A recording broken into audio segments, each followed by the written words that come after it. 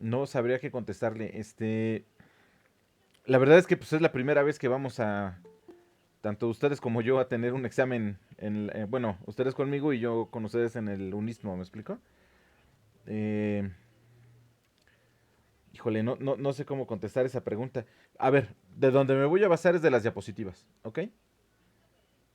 Ahí es de donde yo voy a sacar las preguntas. No voy a sacar preguntas de ningún otro lado que no sean las diapositivas. Esas diapositivas que ustedes tienen no solo vienen de información de libros, sino que muchas diapositivas, incluso a veces una sola diapositiva proviene de un artículo científico. Entonces, no, no sería justo pues que yo les preguntara cosas que no estén dentro de la diapositiva, porque es una guía que yo tengo también para darles clase a ustedes, ¿me explico? Entonces, si ustedes estudian las diapositivas y leen y comprenden las diapositivas, ahí es de donde saco los exámenes. El gran problema que yo estoy viendo con esta materia es que es muchísima información para un semestre. Es mucha información. Y no sé si vamos a alcanzar a cubrirla toda. Porque además es eso, o sea, de repente me doy cuenta que no estamos como, bueno, que estamos profundizando en un tema y de repente quiero saltarme y avanzar y me doy cuenta que no, o sea, ustedes mismos me jalan y me dicen, no, espérate, primero explícanos bien. Yo preferiría que aprendieran antes de que hiciéramos algo como, pues como nada más, que pues ustedes, ¿cómo se llama? Fueran y me contestaran un examen, ¿me explico? Es como diferente. ¿Podrían por favor abrir sus cámaras para poder tomar una captura de pantalla?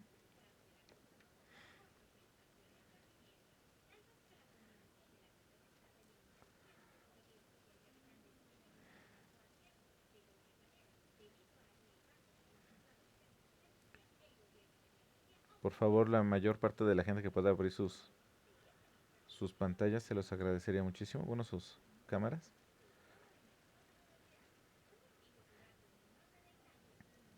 Muy bien, voy a tomar una captura de pantalla, les informo. Déjenme tomarla.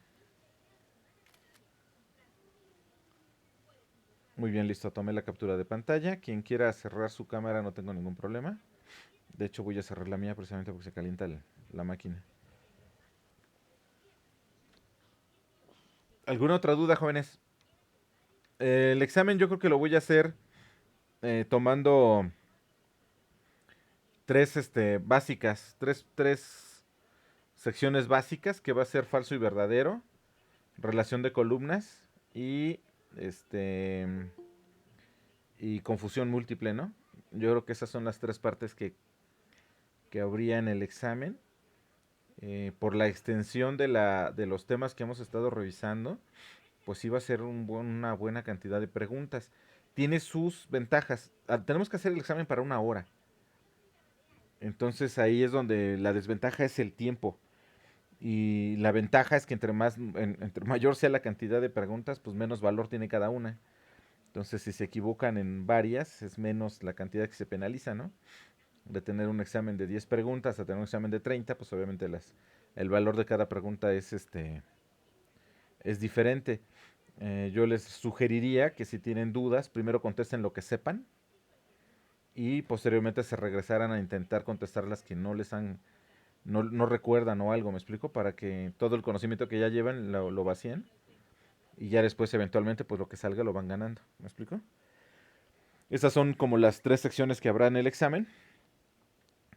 Falso y verdadero, relación de columnas y por supuesto confusión múltiple. ¿Alguna pregunta con respecto a eso? Entonces, todavía tenemos la próxima semana para estar revisando temas. Si no hay más preguntas, podríamos entonces continuar con la clase. Muy bien. Me regresé un poco, dado que me pedían ayer que revisáramos o que nos fuéramos con un poco más de calma acerca de la fisiología, lo cual me parece correcto, ¿me explico? Si entendemos primero la fisiología, podemos entender con mayor calma la farmacología.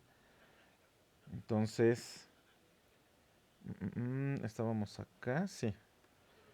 Ok, esta parte ya la habíamos más o menos revisado, lo de la hemostasia. No me voy a detener en esto, que sería esta parte, sino en la parte que me parece que quedó como un poco, o me pedían que me detuviera un poco, que es esta parte que les decía, esto es lo que compone el proceso de hemostasis. O sea, siempre que se corta o se rompe un vaso, se llega a la hemostasia por varios mecanismos, ¿no? El espasmo vascular, que yo les explicaba que tenía que ver, lo vamos a revisar un poco acá abajo en esta diapositiva, que les decía, tiene que ver con un todo. Generalmente en los libros de fisiología o en los de farmacología, viene el proceso como si el daño fuera exclusivamente en el vaso o fuera en el capilar o la arteria o la vena, y de ahí se desencadenara todo el proceso de hemostasis. En realidad no, este proceso tiene que ver también con el daño periférico. Generalmente eso no nos lo marcan los libros, sino que lo separan. Sobre todo cuando revisamos cosas de dolor, donde viene el daño periférico y las fibras de dolor, nos marcan y nos enseñan cómo se activan las fibras desnudas del dolor, las sustancias, cómo llegan los procesos para la inflamación, para la respuesta inmunológica innata, etcétera, etcétera, y nos lo separan del proceso de hemostasis. Y cuando vemos hemostasis nos lo separan del proceso periférico, cuando es todo un conjunto, ¿me explico? Es decir, la hemostasis, es cierto, es el parado o evitar que siga saliendo sangre o se siga perdiendo líquido sanguíneo por la herida, pero no es un mecanismo aislado, tiene que ver con todo lo que está alrededor. Eso es lo que yo trataba de explicarles el día de ayer, pero venía como muy acelerado por el tiempo. Pero ya me cayó el 20 que es mejor que nos vayamos poco a poco y vayamos avanzando, pero quede bien claro. Entonces vamos a revisar en primer lugar lo que es el espasmo vascular, porque tenemos que entenderlo. Luego lo que es la formación de un tapón de plaquetas, que es el primer paso. El tapón de plaquetas es lo más común que ocurre y ocurre varias veces al día. O sea, si ustedes se golpean o generalmente incluso movimientos bruscos que lleguemos a hacer, pueden llegar a romper capilares. Es muy común que se lleguen a romper capilares, muy de lo más común que puedan ustedes imaginarse. Incluso llegan a golpearse, ustedes pegan un manotazo en la mesa o hacen cualquier cuestión medio violenta y se rompen capilares. Pero no se observa la salida de sangre ni gran daño por el tapón de plaquetas, que es lo primero que ocurre, pero eso son heridas muy pequeñas. Ya cuando la herida es mucho más grande y un solo tapón de plaquetas no consigue cerrar o no consigue la hemostasis, viene la formación de un coágulo sanguíneo. Obviamente aquí estamos hablando de un proceso de daño, no estamos hablando de la coagulación espontánea que llega a ocurrir en personas que tienen problemas o patologías o incluso cuestiones congénitas donde llegan a coagular de manera espontánea en sitios donde no deberían de coagular, donde no hay daño. Aquí estamos hablando de la formación de un coágulo sanguíneo de forma normal. No significa que en el momento que veamos la farmacología de todo esto, no vamos a revisar esos puntos, sí lo vamos a revisar, de aquellos que forman coágulos sin que haya heridas. Da como resultado la coagulación sanguínea, la hemostasis, y viene después la proliferación final del tejido fibroso en el coágulo sanguíneo para cerrar el agujero en el vaso de manera permanente. Se cierra, se regenera las células en el sitio, se cierra el hueco. Y el siguiente paso, que no lo pongo aquí, pero que vamos a revisar, es después el proceso de regresión o de eliminación del coágulo, ¿me explico? De la coagulación para evitar que haya procesos de disminución de fluido sanguíneo, ¿no? O isquemia y que esto pueda provocar un problema mayor. Aquí se los marco estos puntos aquí con esta forma, ¿no? ¿Me explico? El espasmo vascular lo que va a lograr es lo que se conoce como vasoconstricción. ¿Me explico? Ustedes dañan, el vaso de inmediato se vasoconstriñe. Vamos a revisar los mecanismos por los cuales ocurre. Y esa vasoconstricción, de primera instancia, lo que logra es evitar mucha salida de sangre, ¿no? El fluido sanguíneo se para en la zona del daño Y esto puede durar minutos, ¿no? Bueno, puede durar segundos en el caso de que sea el tapón de plaquetas, pero puede durar minutos en el caso de que sea una herida más grande y puede durar incluso horas cuando el daño o la herida es mucho más grande, ¿no? Supongamos una fractura expuesta, en ocasiones toda esa ruptura o rotura del tejido junto con los vasos sanguíneos y arterias más grandes o vasos más grandes, pues lo que logra es un espasmo que puede tardar a veces un poco más de minutos en volverse a vasodilatar. Este mecanismo, aunque se escucha básico, es un mecanismo protectivo bien importante. ¿Me explico? ¿Por qué? Porque evita precisamente que nos desangremos en un momento dado. Bueno, como sea, el primer punto sería la acumulación de plaquetas, que sería el tapón de plaquetas, y la activación, una serie de mecanismos que se activan por un montón de sustancias que se liberan y cada vez aparecen más y más sustancias en este mecanismo. Y una vez que están las plaquetas formando el tapón, pues se activan también los fibrógenos y hacen fibras. Estas fibras se acumulan, se vuelven pegajosas y esto acumula plaquetas y llega a acumular incluso hasta eritrocitos en la zona, ¿me explico? Y forma lo que se conoce como el coágulo. Aquí está mostrándose el coágulo, como las células mueren, ¿no? Las plaquetas mueren, los eritrocitos atrapados mueren y se forma pues lo que es el tapón o el coágulo. Y este coágulo pues lo que va a facilitar, pues, va a evitar la salida de sangre y va a facilitar pues que se recupere el tejido, pero hay que evitar que el coágulo pues se vuelva muy grande, ¿me explico? Y ahora el problema que tengas es un bloqueo del capilar que dé como resultado una isquemia o un posible infarto en la zona donde se está irrigando. Estos son los puntos, estas son las partes que vamos a ir tratando a lo largo de la clase, hasta donde alcancemos a llegar. Este es lo que conocemos como espasmo muscular o vasoconstricción. ¿Qué es esto, no? Esta es la forma normal como estaría el vaso. Bueno, normal es un decir. La forma común. Y esta sería la vasoconstricción, aquí marcada como nada más una disminución de la luz del capilar o del vaso que estamos viendo, ¿no? Entonces, inmediatamente después de que se haya cortado o roto un vaso sanguíneo, pues el estímulo del traumatismo o de este daño hace que la pared muscular, que ahorita vamos a revisar cómo está constituida, pues cierre el vaso sanguíneo. Le digo, hay varios mecanismos por lo cual esto ocurre. Hay mecanismos locales, pero también hay mecanismos más periféricos e incluso mecanismos centrales. ¿A qué me refiero con periféricos? Pues del sistema nervioso periférico, en forma de reflejos periféricos, pero también a nivel central, o sea, a nivel del sistema nervioso central, es decir, encéfalo, o cerebro, se puede mandar la señal, ¿me explico? Para que ocurra la vasodilatación o la vasoconstricción o vasodilatación. Este es un fenómeno que está altamente regulado y ocurre varias veces al día, ¿no?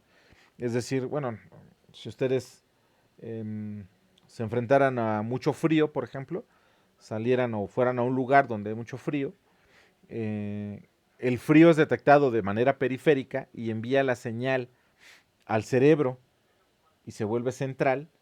El cerebro responde a ese frío para evitar la pérdida de calor a través de la piel con una vasoconstricción. Entonces las personas que están en lugares fríos por lo general están pálidos, ¿no? Palidecen no de manera cotidiana, no quiero decir con eso que la gente nórdica es blanca porque está vasoconstriñida, no. Estoy hablando de cuando uno sale al frío o sale a lugares fríos, de inmediato palidece la piel porque deja de haber circulación por la vasoconstricción.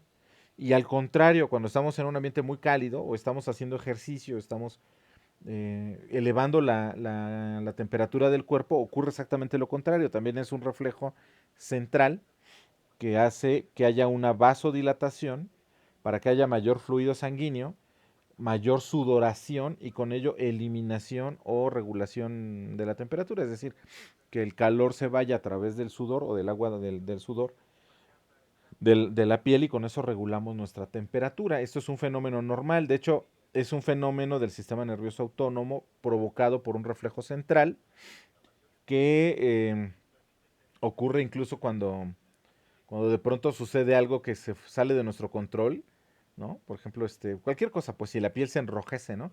Aquel que dice, hasta te pusiste rojo, ¿no? Del gusto, del susto, de lo que sea. Porque precisamente ocurre eso, ¿me explico? Se enrojece la piel. Ahora, ojo, una cosa es el mecanismo por el cual se hace la vasodilatación, que tiene que ver con el enfriamiento del cuerpo, por exceso de calor, por ejemplo, y otro cuando es por cuestión emocional, cuando está sucediendo algo emotivo que hace que se enrojezca la piel, sobre todo de la cara. ¿Me explico? Eso es un mecanismo de comunicación. Y por cierto, solamente hay dos primates que lo hacen. Un primate que no recuerdo tal nombre, pero solamente son dos primates, nosotros y ese primate. El resto de los animales, a ningún otro animal le ocurre que se enrojezca la cara, que ocurra ese fenómeno de enrojecimiento de la cara. ¿Ok? Pero bueno, aquí la cuestión es la vasoconstricción, no la vasodilatación, lo que vamos a revisar. Ahora, la contracción es resultado de un espasmo miógeno local, o sea, de origen muscular local. En el momento que ustedes tocan el vaso sanguíneo, obviamente rompen células musculares que están constituyendo a este órgano tubular y lo que va a ocurrir es una señalización eh, que podríamos llamar de tipo paracrina, es decir, nada más que no son, ¿cómo se llama? Glándulas, sino que simplemente lo que liberan aquí a nivel local es detectado por las células musculares de alrededor y de inmediato se contraen. Es una contracción miógena o de origen muscular, que podría ser un reflejo muscular que no tiene que ver con el sistema nervioso, sino un reflejo totalmente local que hace que las fibras musculares se contraigan de inmediato. Y con eso, pues lo que hacen es limitar el paso de sangre y con ello, pues la eliminación de sangre. ¿Me explico? La eliminación de sangre por la herida. Los factores locales, procedentes de los tejidos traumatizados y de las plaquetas sanguíneas y los reflejos nerviosos. Es decir, este reflejo miógeno es lo primero que ocurriría, pero los factores locales también logran esta misma contracción. Ahora, estos factores locales, ¿de dónde provienen? Pues obviamente del tejido, o sea, no solamente de la musculatura del vaso, sino de todo el tejido que se fue afectado antes de llegar al vaso. Y obviamente, por supuesto, las plaquetas que son dañadas y las plaquetas que son activadas por esos mismos factores locales. Ahorita les voy a poner imágenes de las plaquetas una vez que se activan. Es decir, todas las plaquetas que están circulando por esa zona, cuando reciben estos factores, de inmediato se activan y se vuelven pegajosas. ¿Me explico? Y liberan sustancias quimiotáxicas, sustancias que van a hacer también los cambios del fibrógeno a fibrinas, que ahorita vamos a revisar, o espero que nos dé tiempo de revisar un poco más adelante, y con ello lograr el taponamiento, ¿me explico? Entonces es una respuesta que comienza de manera local, muy local o micro local, en el sitio de la herida, pero también se vuelve macro local al momento de que todas las sustancias comienzan a invadir la zona. De hecho, ustedes deben de, por experiencia propia, saben que cuando se hieren, cuando hay una, digamos, se pinchan con una aguja, con un clavo, póngale, ¿no? Se pinchan con algo, se abren, muy probablemente lo primero que van a notar es que no sale sangre de inmediato. ¿Me explico? Si ustedes se quitan o se quitan del lugar donde se lastimaron y no sale sangre de inmediato por el espasmo muscular local, estos factores locales. Y posteriormente lo que van a ver es una vasodilatación posterior a este espasmo muscular que vamos a revisar posterior cuando se está regulando la creación del tapón, o sea, del coágulo. Y además viene acompañado de un fenómeno que se llama hiperalgesia, es decir, en un principio les va a doler la herida, pero conforme vayan pasando los minutos o las horas, el enrojecimiento se va notando, se va haciendo más roja el área, más roja por la vasodilatación posterior al espasmo muscular. Y después viene el proceso de hiperalgesia, es decir, si ustedes se tocan alrededor de la herida, comienzan a sentir dolor. ¿No? Hay personas que incluso se llegan a dañar la mano, también dependiendo del tamaño de la herida, pero un tamaño, una herida de unos 6-7 centímetros en la mano puede provocar al cabo de unas 2 o 3 horas que duele el antebrazo por el fenómeno de hiperalgesia. Este fenómeno de hiperalgesia que vamos a revisar en algún momento cuando revisemos esos temas, es un mecanismo de protección para evitar que ustedes sigan dañando la zona ya dañada. Entonces se tocan el antebrazo y quitan el brazo para evitar cualquier daño sobre el daño ya ocurrido en la mano, ¿me explico? Entonces, estos reflejos nerviosos, esto que estamos hablando acá, se inician a partir de los impulsos nerviosos de dolor, que les digo, aquí no quiero entrar mucho a detalles, pero no debería de llamarse dolor, se lo estoy dejando como lo maneja la literatura, pero deberían de ser impulsos nerviosos de nocicepción. El dolor es un evento subjetivo que solo ocurre en el cerebro. La nocicepción se ocurre a nivel periférica y es lo que se le informa al cerebro. El cerebro interpreta la nocicepción como dolor, pero no es lo mismo dolor y nocicepción. U otros impulsos sensoriales que se originan en los vasos traumatizados o con traumatismo o en tejidos cercanos, que es esta imagen que les pongo aquí, ¿no? Es esto que está aquí. O sea, ustedes tienen un daño periférico, aquí les pongo pues un clavo, una tachuela, lo que sea. Lo que van a hacer es romper células, obviamente las células de la epidermis están muertas. Eso no significa que al momento de que dañes no liberes cierta cantidad de moléculas que puedan ser detectadas, pero por lo general no ocurre. Cuando ustedes se pasan una aguja por encima y se llegan a marcar la piel, están rompiendo células, pero células muertas. Esto por lo general no ocasiona ninguna respuesta, a menos que ustedes tengan cierta sensibilidad y está generalmente relacionado con personas con cuestiones de alergia. ¿Me explico? Hay individuos que se llegan a rayar la piel, que en la mayoría de las personas solo se notaría una raya o una donde se rompieron las células muertas que ya tenemos en la epidermis, pero es lo único que se notaría, una raya que ocurrió con una aguja, con lo que sea. Hay individuos que tienen predisposición a las alergias o que son alérgicos, los cuales con esa simple rayadura se liberan moléculas que son detectadas por el sistema y hacen un proceso de inmediato de enrojecimiento de la zona, ¿no? O sea, llega el sistema inmune, llega como si estuviera ocurriendo un daño. Esas son personas que son hiperreactivas y que por lo general están relacionadas con cuestiones de alergia, que por dicho sea de paso, aunque no está del todo claro, hay indicios fuertes de que el tipo de sangre A, en la clasificación normal de A, B y O, están más predispuestos a tener ese tipo de cuestiones, alergias, ¿me explico? Pero bueno, nada más como un breviario. Cuando se rompe todo esto del tejido, que empieza a haber daño a nivel ya de no de la epidermis, sino de la dermis, o dependiendo hasta dónde llegue, pues puede llegar hasta la hipodermis, o puede llegar incluso a atravesar la capa grasa que tenemos debajo de la piel, pues va a ser la cantidad de factores que se liberan. Aquí le estoy poniendo solo unos cuantos. Estos que le estoy colocando aquí, es solamente para activar al sistema nociceptor. Y ese sistema nociceptor a informar al sistema nervioso para que empiecen a ocurrir los procesos. O sea, no significa que estos sean los únicos, sino son los más importantes para la cuestión de la nocicepción. Pero muchos de estos lo que van a hacer es activar también no solamente a las plaquetas, sino activar a los monocitos, a los macrófagos, y que empiece una cascada de secuenciación para atraer a toda la cantidad de células posibles hacia la zona del daño, no solamente para taponear, que es lo que estamos revisando aquí, sino para la entrada masiva de patógenos, bueno, no patógenos, de bacterias que nos colonizan la piel y que con esto van a penetrar y que obviamente cuando están fuera de la piel son colonizadoras, pero cuando entran a un sitio donde no deben de estar, se pueden volver potencialmente patógenas. Pues es una bacteria que penetra la sangre, que va a necesitar buscar qué comer. ¿Me explico? Es una bacteria que entra a la sangre, pero pues obviamente necesita de comer para poder tener sus propias funciones y pues de lo que va a obtener el alimento, pues es de lo que está a su alrededor. Y por eso es que comienzan, pues puede ser que ya sea que empiecen a comerse el endotelio de los capilares o comiencen a comerse las cosas que tenemos en sangre.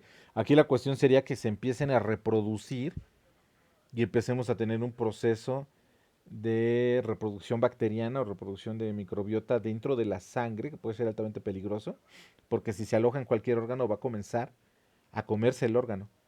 Pero no significa que sea un patógeno per se, es decir, puede ser un individuo que nos coloniza, que fuera de la piel es colonizador, ¿no? Puede ser comensal si ustedes quieren, o sea, se comen lo que nosotros producimos de sudor o grasa y se lo comen, ¿me explico? Pero eso no significa que sea un patógeno per se.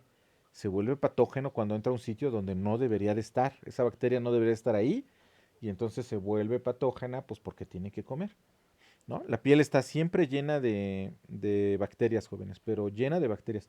Déjenme ponerles una imagen, a ver si la, si a ver, déjenme agarrar algo para que, este es el artículo, miren. Y no es el único, que les digo, hay más, este es el del 2020, que me gustó muchísimo, lo agregué a la presentación que ayer estaba buscando, ¿se acuerdan que les dije? Es que yo lo agregué aquí, pero cuando reinicié la máquina, la reinicié directo y no guardé cambios. Por eso no la encontraba, yo estaba todo hecho bolas ayer. Me costó mucho trabajo entender por qué no estaba en la presentación que yo había puesto. Miren, les voy a poner, a ver si ustedes estaban o conocen ¿cómo se llama?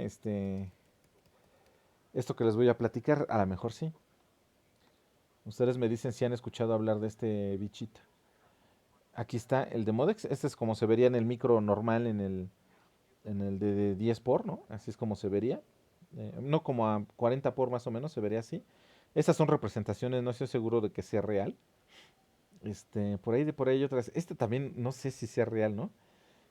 Bueno, esto que están viendo ustedes aquí es el Demodex. Este sí ya es un Demodex real, pero es a una microscopía de barrido, de una preparación de piel. No sé si habían escuchado hablar de este animalito.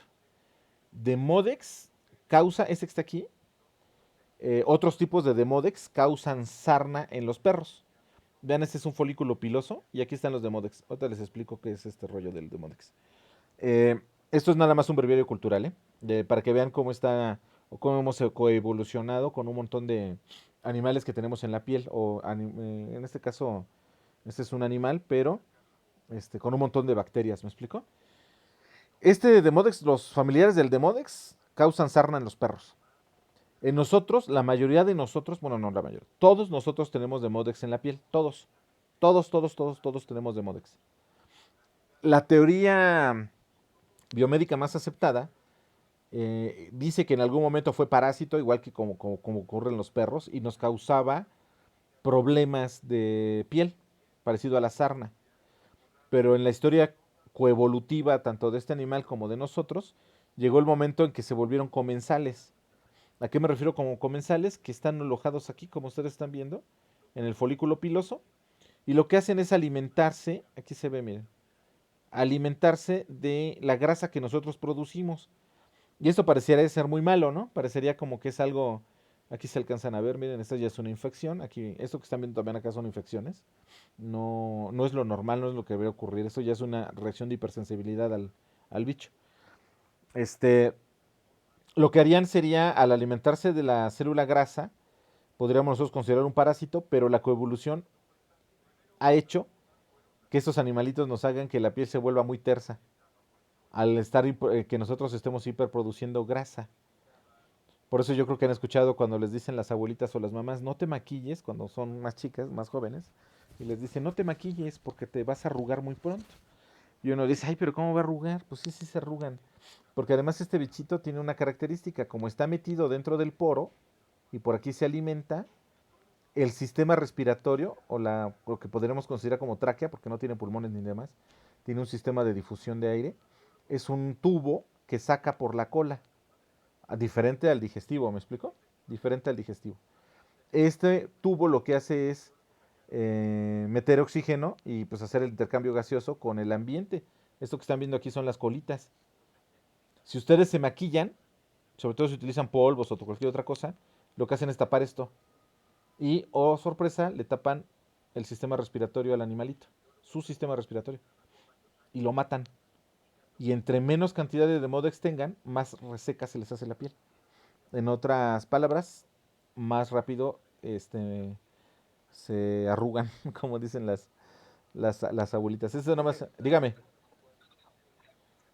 Por ejemplo, en cuanto a las personas que sufren por tener el Demodex, Ajá, ¿qué tratamiento se tendría que hacer para ajá, retirarlo? O porque realmente está naturalmente en la piel, ¿no? O sea, sí, no es como una infección o algo así. sí, es que aquí ya se vuelve infección porque se desequilibra.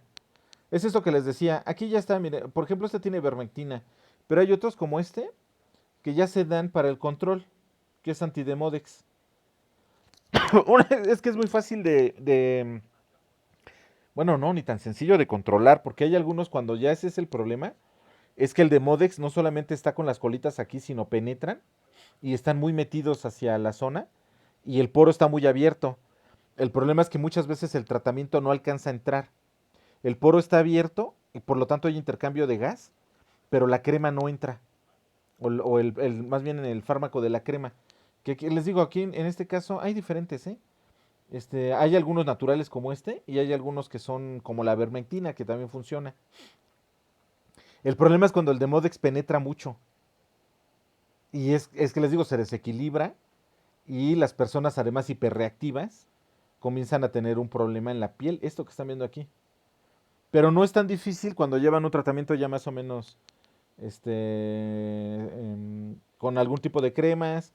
Algunos utilizan antibióticos locales para ir más o menos regulando el Demodex. Aquí la cuestión es que esto que están viendo aquí es lo menos que ocurre.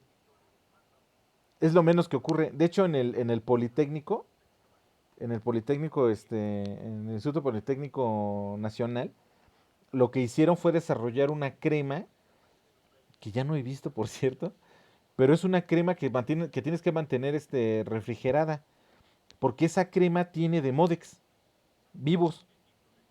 Entonces se les recomienda para las mujeres que están teniendo ya problemas de Demodex, que no tienen y que se está resecando mucho la piel. Entonces se recomienda que dejen de utilizar maquillaje o lo utilicen lo menos que se pueda y por las noches se coloquen esa crema, que es una crema pro Demodex, pero ahorita no sé si se han dado cuenta, pero la Escuela Nacional de Ciencias Biológicas, que es de donde sacan todas estas cosas, no está funcionando. Tiene un buen rato que está cerrada. Que está cerrada y ahí es donde tenían esa cremita. Eso es lo que les digo del Demodex.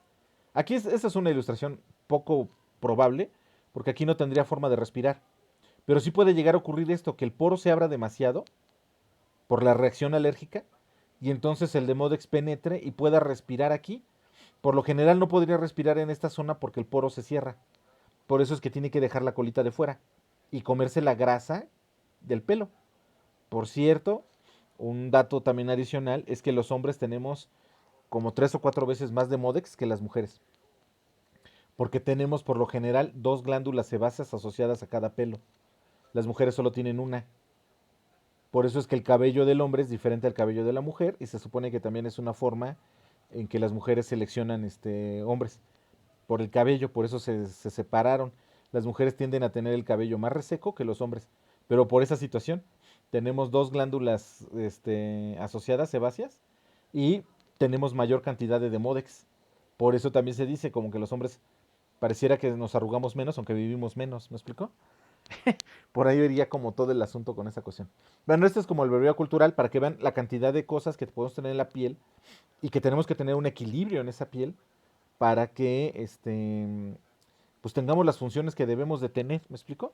Vayamos como debamos de ir a lo largo del tiempo, no sé si me estoy explicando con eso que le estoy diciendo, pero es esto, pues, o sea, la piel está llena de bacterias, esas bacterias nunca deben de penetrar o no deben de entrar a sangre porque se pueden volver patógenas, pero no lo son per se. ¿Me explico? No es que una bacteria diga, me voy a comer no, puede ser que sea colonizadora, ¿no? Hay pocas bacterias que sí son per se patógenas. Hoy en día se está recatalogando esta parte, por ejemplo, de la salmonela, esto que estábamos platicando el día de ayer, ¿no? Que pues, salmonela tiene salmonelosis y eso es lo que te está causando todo el daño y hoy en día estamos entendiendo que a lo mejor todas las toxinas de la salmonela que nos hacen daño y que nos hacen tener la diarrea, ni siquiera es para que nos afecte a nosotros, sino para afectar a las bacterias que están alrededor, para evitar la competencia y tener mayor cantidad de sitios donde pueda colonizar la bacteria. Pero desafortunadamente, pues la toxina que ellos sacan nos afecta y por lo tanto decimos es patógena, ¿no? Y esa es la cuestión nada más, tratar de entender bien estas ideas de patógeno enfermedad o de microorganismo enfermedad y tratar de entender qué es esta parte de la microbiota, las partes con las cuales hemos coevolucionado y tratar de entender todas estas cuestiones.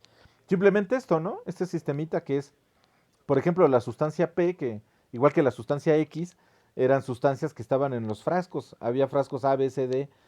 El frasco que estaba en la sustancia que estaba en el frasco P, pues se le quedó como sustancia P.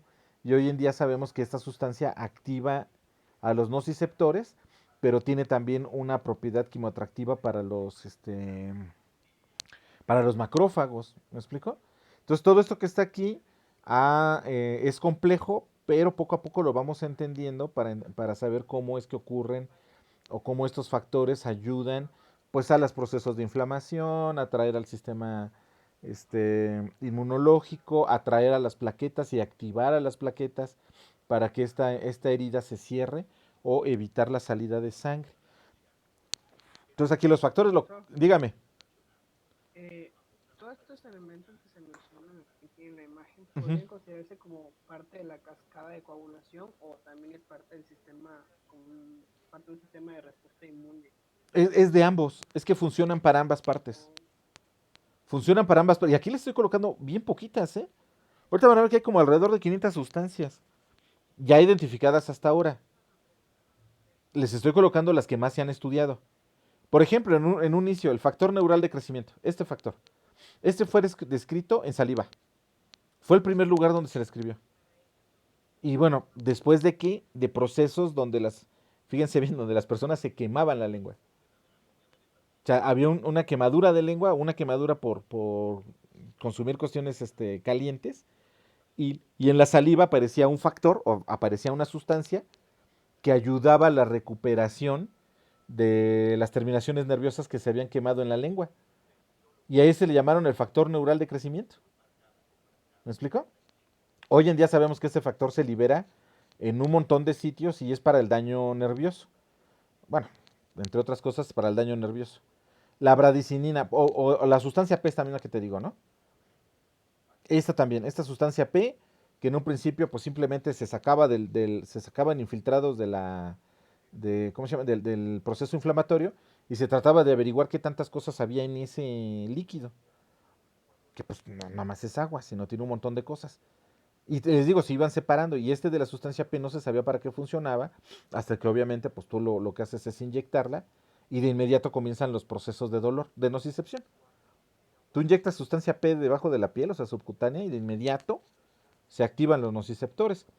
Pero hoy en día también sabemos que la sustancia P es un quimo atrayente para el sistema este, inmunológico.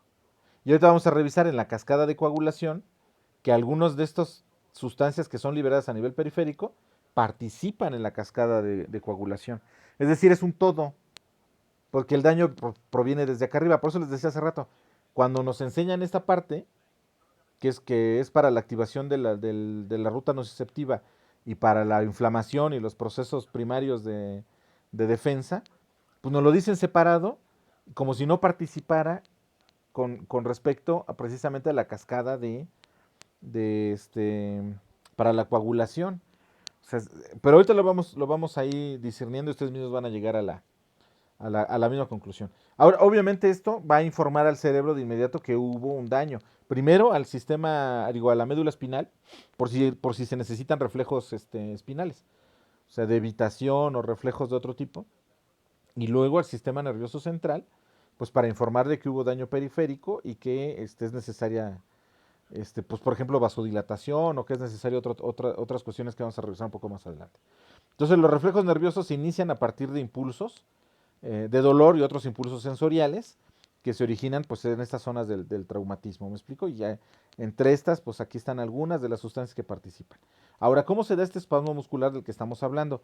Esa es la forma, esta es una arteria, obviamente las arterias y venas cambian un poco en su composición, sobre todo por la capa de músculo, ¿no? que componen.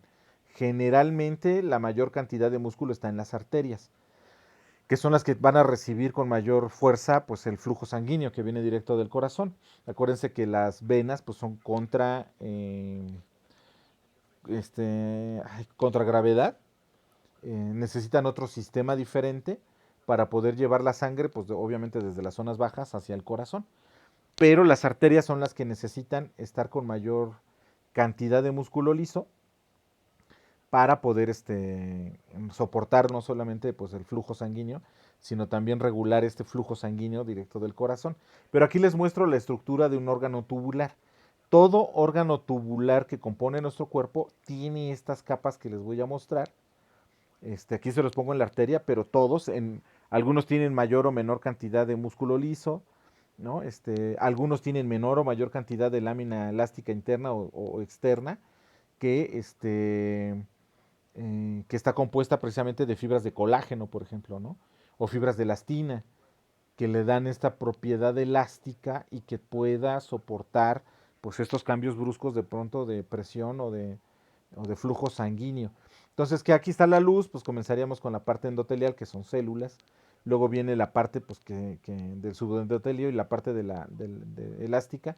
Luego viene el músculo liso, que esa es la parte que hace el espasmo. Todo el control del cierre o apertura de la luz de la arteria o del capilar va a estar dado por esta capa de músculo liso. Luego viene otra parte elástica y pues ya viene lo que se conoce como túnica externa, ¿no?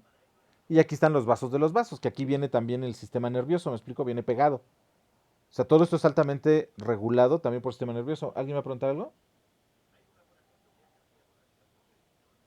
No, ¿verdad? Ah, es que escuché como que habían abierto el micrófono. Obviamente todo esto pues tiene que estar también altamente, pues no solamente irrigado, sino también por parte del sistema nervioso controlado, ¿no? ¿Cómo controlas esta parte? Pues el sistema nervioso viene junto con estos pequeños vasos que van a estar alimentando también las capas, sobre todo superiores, de la composición del órgano tubular. Pero así como esto, los intestinos, solo que va a variar un poco la forma en cómo, o las capas, el grosor de las capas, pero igual el útero, como igual la vagina, como igual la uretra, ¿me explico? Todo lo que son órganos tubulares están de esta manera.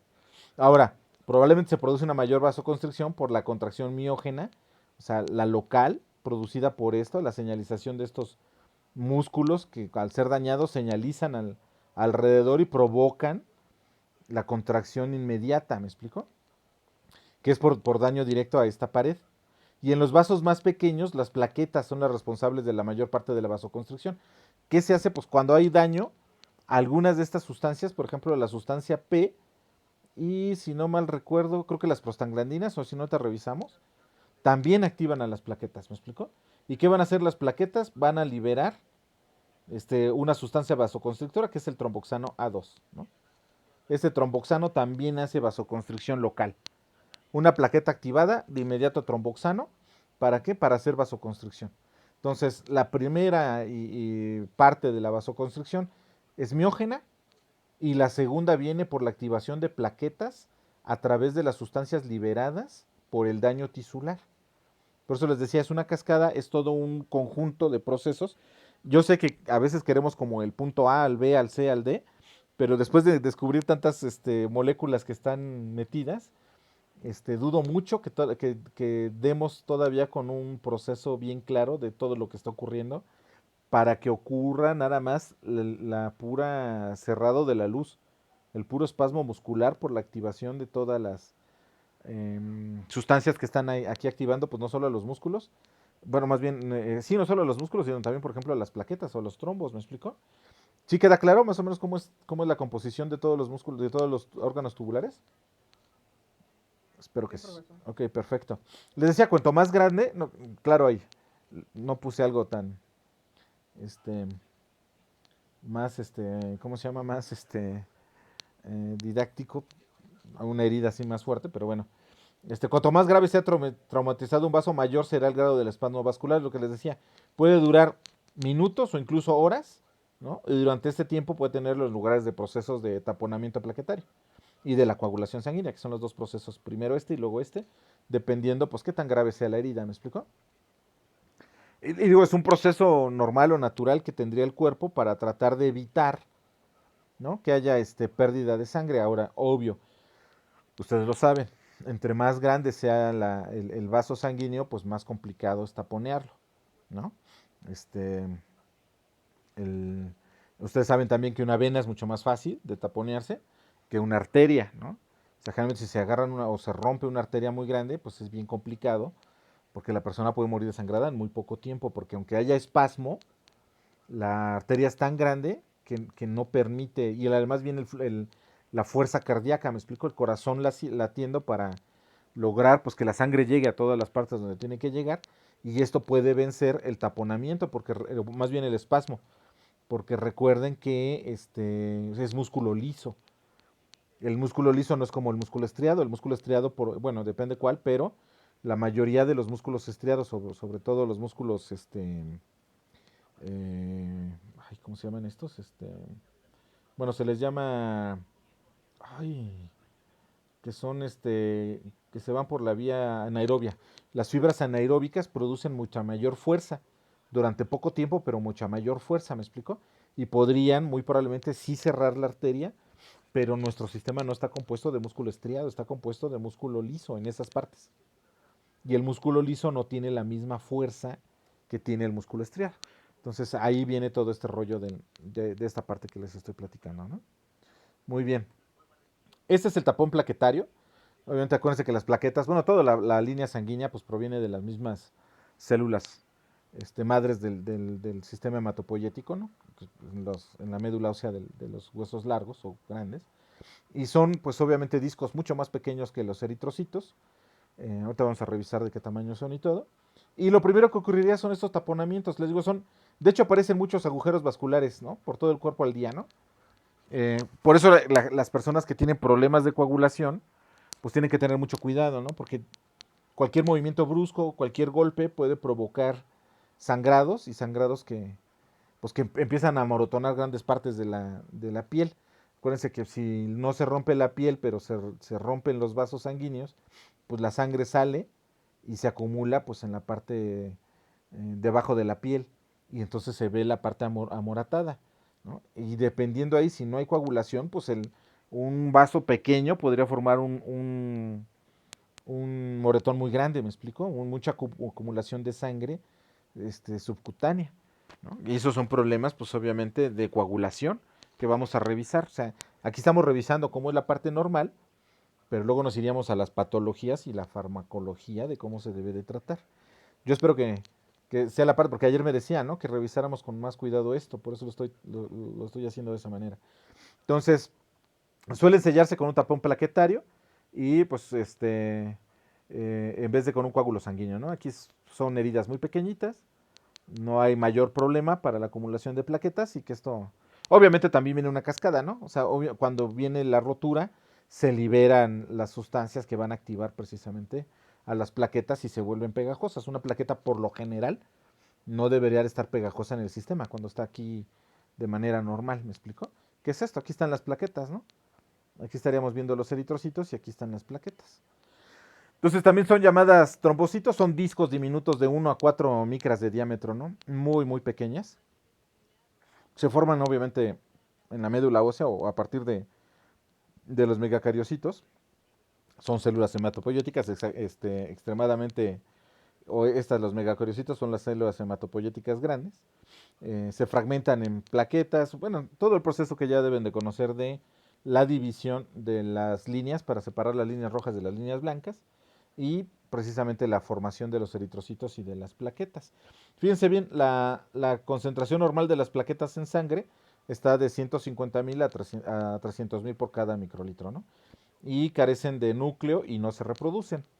Esta es una cosa interesante porque, aunque se ha estudiado muchísimo a las plaquetas, y sabemos que tienen síntesis de moléculas, no se ha terminado de explicar cómo es esta síntesis sin la participación nuclear, ¿me explico? Entonces ustedes saben que el núcleo es el que coordina, ¿no? O sea, el núcleo termina coordinando toda pues la base bioquímica o biosintética de las células. Al no haber núcleo, siempre se habla una célula sin núcleo, es una célula que no tiene metabolismo o no tiene forma de tener metabolismo. Sin embargo, las plaquetas no tienen núcleo y tienen ciertos aspectos metabólicos de síntesis y de activación. O sea, se activan, eso habla de metabolismo, ¿me explico? Los eritrocitos en el humano, en los mamíferos, también no tienen núcleo y no tienen capacidad o tienen muy poca capacidad metabólica, ¿me explico? En el caso, por ejemplo, de muchos otros animales, peces, anfibios, reptiles, son células nucleadas. Y esas células nucleadas tienen metabolismo, incluso se reproducen en sangre. En el caso de los reptiles y anfibios y peces, el eritrocito se puede reproducir dentro del cuerpo dependiendo de lo que se ocupe para el transporte de sangre. Que allí son unos mecanismos bien diferentes. Yo siempre he dicho algo, quien le está enseñando más de fisiología son los reptiles que los mamíferos. Los mamíferos somos muy, como somos monofiléticos, es decir, todos estamos emparentados. Lo que ocurre en un mamífero es muy probable que ocurra en el resto de los mamíferos, ¿no? Hay con sus peculiaridades. Pero en el caso de las serpientes, en el caso de los reptiles, son polifiléticos. Tienen muchos orígenes en común. O más bien, tienen muchos orígenes y no son en común. Por ejemplo, lo que ustedes encontraran en una serpiente es muy poco probable que se pueda repetir en una tortuga o en un cocodrilo, ¿me explico? Y entender la fisiología de los animales ha sido bien complicado, bien complicado. Son animales extremadamente extraños desde el punto de vista de la fisiología a la cual estamos acostumbrados. Muy bien, jóvenes, no sé si esta es la forma en como lo querían que lo estuviéramos discutiendo. Yo espero que sí, por los comentarios que me hacían el día de ayer. ¿Vamos bien? ¿O quieren que nos adelantemos para revisar la parte farmacológica? ¿O vamos revisándolo bien así paso por paso para entender bien la fisiología y luego aventarnos ya hacia la parte farmacológica? Les pregunto esto porque no sé qué ven en fisiología. ¿Me explico? A ver si alguien iba a comentar algo. Pues yo digo que vamos bien, profe, así Ok, paso a paso. Se perfecto. entiende más. Está bien, me parece de lo más correcto. La cuestión es que como yo vengo llegando al unismo, no sé qué ven en fisiología, no sé a qué nivel lo ven, pero bueno, independientemente de eso, si ustedes creen que vamos bien así, así no la vamos a llevar. Muy bien, jóvenes, pues hasta aquí llegaría la clase, a menos que tengan algún otro tipo de pregunta o algún otro comentario. No, profe, todo bien. De hecho, se me hace bien que vayamos así paso por paso para ir complementando y entendiendo mejor. Ok, me parece perfecto. Todas las clases nos las vamos a llevar así. Casi no quería yo tocar la parte de fisiología, o la estaba tocando muy... Aún así, ¿eh? No crean que vamos a revisar la fisiología completa de esto, ¿eh? Vamos a revisar los pasos más generales, porque tampoco es una clase de hematología, ese es el punto. Tampoco hay que desviarnos tanto como para llegar a la parte de, pues ahora vamos a ser hematólogos, ¿no? Pero tampoco la parte de no entender la fisiología para no entender ahora la farmacología. Entonces, así no la vamos a llevar, jóvenes. Pues bueno, esto sería todo por el día de hoy, jóvenes. Muy buena tarde, que se la pasen muy bien y muy buen fin de semana. Muchas gracias, profe. Gracias, A, profe. a ustedes.